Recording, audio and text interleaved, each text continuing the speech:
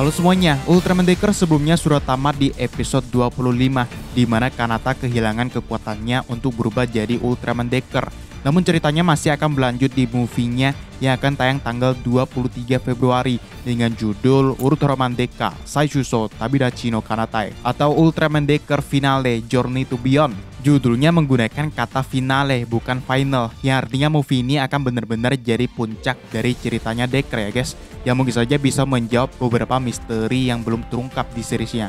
Di episode terakhir kemarin, karena itu episode terakhir, jadinya gak ada preview untuk episode selanjutnya. Gantinya adalah trailer kedua untuk movie Ultraman Decker ini, yang udah ada beberapa tambahan scene. Dan ada juga info tambahan untuk karakter yang akan muncul di film ini guys. Langsung aja kita bahas.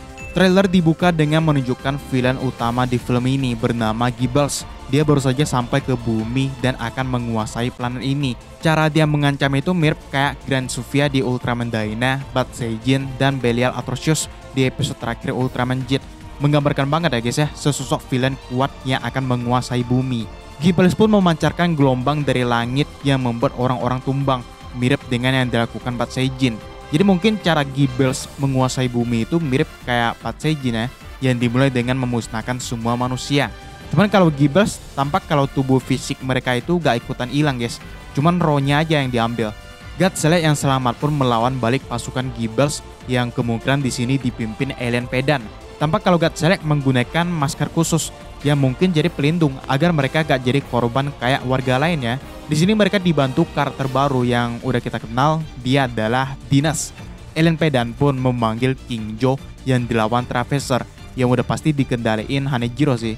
Kanata sempat konfirmasi kalau dia udah gak bisa berubah lagi jadi Ultraman. Karena itu Dinas pun bertarung sendiri dengan berubah jadi Ultraman Dinas. Ya, Dinas juga berubah dengan Deflacer, alat berubah yang sama dengan Decker. Dinas pun kemungkinan berhasil mengalahin King Joe, namun saat melawan Gigalo Geyser dia berhasil dikalahkan. Sempat ada scene Ultraman Dyna juga yang belum bisa dipastiin ini di mana dan timelinenya kapan guys. Dan akhirnya Kanata bisa berubah lagi jadi Ultraman Decker untuk melawan Gigalo Geyser. Ya, bisa dipastikan ada 3 Ultraman yang bakalan muncul di film ini. Pertama ada Dinas yang akan menjadi Ultraman pertama yang muncul karena Decker udah gak ada di zaman ini. Deflacernya Kanata itu udah kembali ke pemilik aslinya di masa depan. Dinas sendiri adalah nama Ultraman sekaligus nama wanita yang tampak ngebantu Godzilla guys. Dia yang bakalan ngasih informasi soal musuh yaitu Gibbels. Dari info terbaru sih, Dinas ini disebut Rafian, mungkin nama aliennya Rafian Seijin, yang sebenarnya mereka gak ahli bertarung, bahkan setelah dia berubah jadi Ultraman Dinas sekalipun. Kemampuannya sendiri adalah memanfaatkan kartu kaiju dengan meniru kekuatan mereka. Di akhir tampak juga kalau Godzilla menggunakan kartu kaiju ya, yang disimpan di lengan mereka.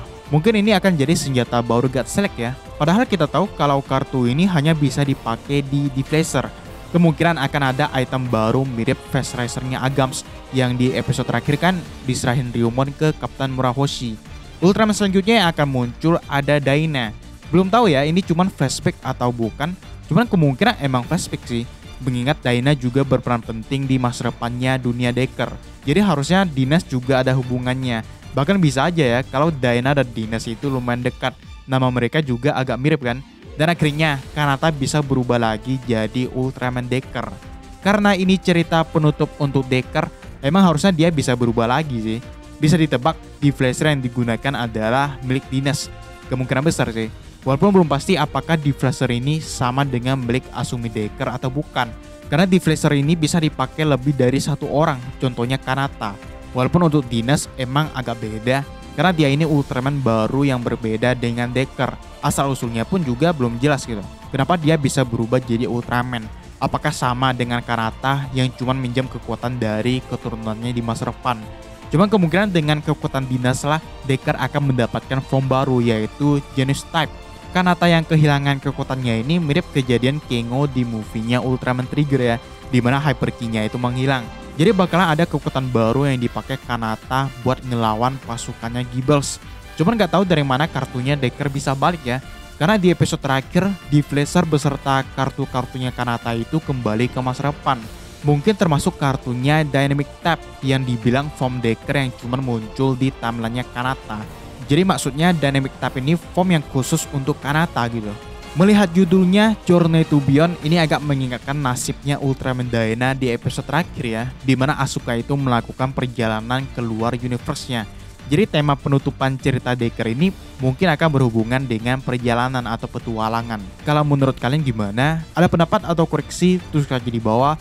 Subscribe kalau belum, dan sampai jumpa di video selanjutnya.